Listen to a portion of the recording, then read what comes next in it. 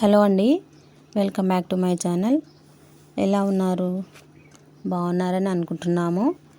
మేము సోమేశ్వర ఆలయం వెళ్ళామండి. ఈ ఆలయము యాదగిరి గుట్టకు దగ్గరలో ఉంటుందండి. ఇది 4000 సంవత్సరాల క్రితం నిర్మించిన ఆలయం అండి. ఈ ఆలయంలో 108 లింగాలు ఉన్నాయండి. అందులో బ్రహ్మసూత్ర లింగాలు కూడా చాలా ఉన్నాయండి. ఇది సోమేశ్వర స్వయంభూ లింగం అండి. 4000 సంవత్సరాల క్రిందట దానంతట అదే ఉద్భవించింది. ముందుగా మేము వినాయకుని దర్శించుకున్నామండి. తర్వాత శివునికి అభిషేకం చేయించాము. ఆ తర్వాత పక్కనే ఉపాలయాలలో అమ్మవారి విగ్రహం కూడా ఉందండి. ఈ లింగం స్వయంభూ లింగం అండి. 4000 సంవత్సరాల క్రిందట దానంతట అదే ఉద్భవించిందండి. ఈ లింగము రెండుగా పగిలి అందులో నుండి ఆది జగద్గురు రేణుకాచార్యుల వారు ఉద్భవించారండి. తిరిగి రేణుకాచార్యుల వారు వీరశైవాన్ని బోధించి 1000 సంవత్సరాల తర్వాత ఇదే లింగంలోకి ఐక్యమయ్యారండి. తర్వాత ఈ క్షేత్రం ఏర్పడింది.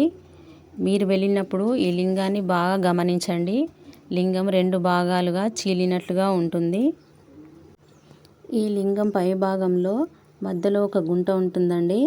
మనం పాలతో కానీ నీటితో కానీ అభిషేకం చేసినప్పుడు ఆ పాలు నీళ్లు ఆ గుంటల్లోకి వెళ్ళిపోయి లోపల శివునికి అభిషేకం జరుగుతుంది.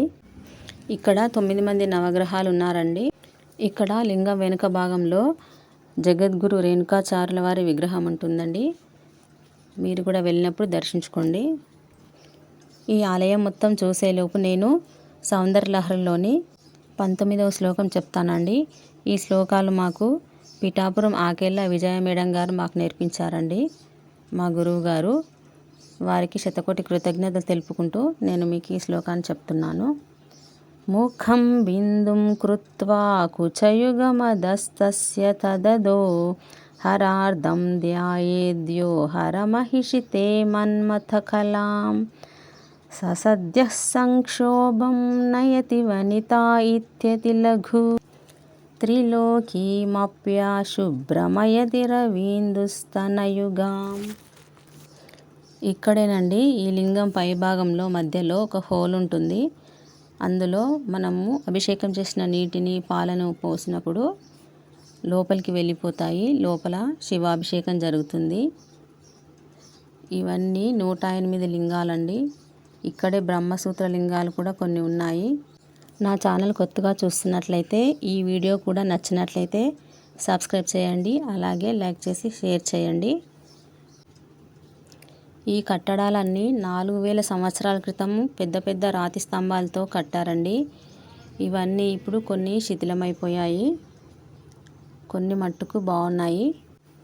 ఇక్కడ కోనేరు కూడా ఉందండి. ఇక్కడ పక్కనే ఇది ఇంకొక శివాలయం అండి.